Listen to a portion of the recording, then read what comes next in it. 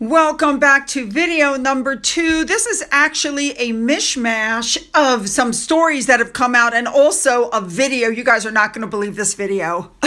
It was taken in Nigeria. Oh, it shows the penny dropping on Harry. But before we do that, I have a message for a couple of my subscribers. Here we go. First off, I want to say thank you to the person who sent me this gift. And as you can see, they did not put their name on there again. But these hair things, they're on my Amazon wish list, which you'll find in the description box. And they're these things that you put in your hair. You guys know how much hair I have, and I've always wanted to try these. So to the person who sent them, thank you so much. Very excited.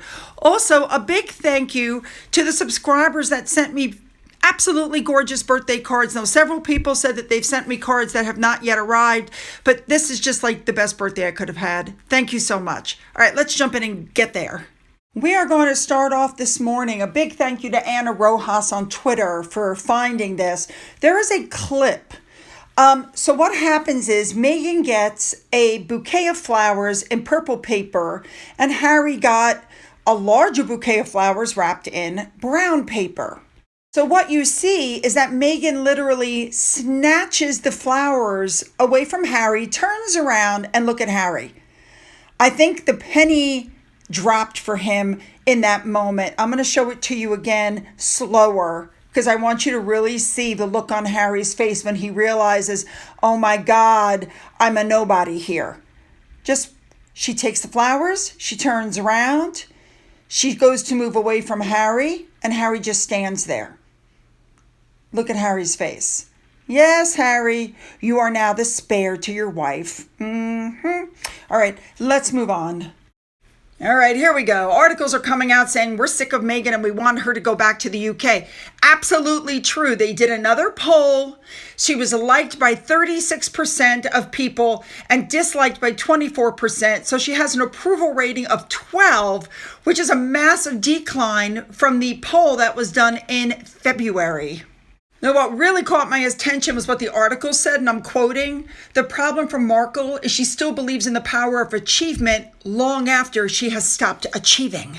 I mean, the articles are calling her narcissistic, self-aggrandizing, which she is, and out of touch. Her state visit to Nigeria, the perfectly plotted anniversary date night, but nobody has a favorable opinion of her.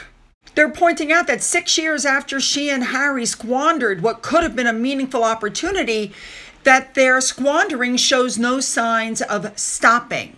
That if they had remained in Britain, not only would they be paid for living in a grand home, having traditional spreads, showing up at polo matches, going on world tours, but Meghan would have been doing stuff that actually matters. They're pointing out that, the articles point out that these two are more trapped than they ever were. And while they're idling in their Montecito exile in the overpriced, house that was really paid for by Charles, they should have returned to Britain where they could have been useful. All right, moving on. Now, just a quick trip down memory lane. You guys remember that Harry and Meghan's individual bios were removed from the family website and they were dropped to the very bottom and next to Andrew. This whole thing about we support the king and blah, blah, blah was removed because after all, they were no longer supporting the king. They don't support the Commonwealth. And okay. So this stuff was removed. Well, recently, here we are, several months later, Harry's statement that he put out about Meghan Markle was also removed from the royal website. Now, for those of you who don't remember it, Harry put out a statement when he was dating Meghan Markle, claiming that she was receiving racist remarks from the press. There were racial undertones of comment pieces. Now, this was done in November of 2016. The release was managed by, of all people, Jason Knopf, the communications secretary at Kensington Palace. This happened right after Harry's relationship with Meghan became public knowledge. And it's been available on the royal.uk website for the last 7 years, but no more. It has been removed.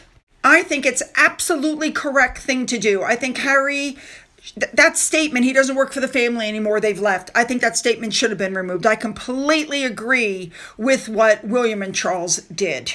All right, The next story that came out was this one about Harry. You know, it's so dangerous in the UK, and I know my father's busy, and that's why he can't meet with me. And he made it sound like, once again, he was turned down for a residence.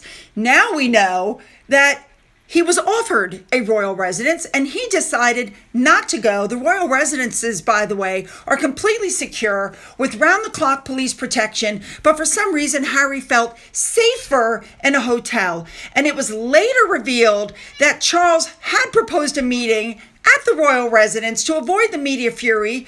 But again, Harry turned it down over security concerns. He is trying to play the victim over and over and over again, and now it's coming out that he's lying. He's going, I can't stay there. It's not secure. It's not safe. I can't stay at the royal residences. I'd be in danger. But yet he seriously thinks he would be safer in a hotel where he thinks he can slip in and out unnoticed. I mean, it's become such a joke. And of course, now we know that Harry is trying really hard to keep the whole I'm a victim, mean, royal, terrible family. They're against me. He's trying to keep this narrative going. So here's what I don't get. In my opinion, this just shows how mentally ill Harry is. Harry feels let down. Really? Your family has bent over backwards. They have not come out and said anything about you. They've offered you the royal residence. They've offered to meet with you. And yet Harry feels let down by the family. Now, if anything, I think things are not going well for Harry. As we discussed earlier, I think he's going to be up for deportation, especially if Trump wins the election. If he thinks that his family is going to take him back, he's sadly mistaken. Let me tell you, if he thinks Meghan Markle is going to move out of the United States with him and the kids, he is sadly mistaken.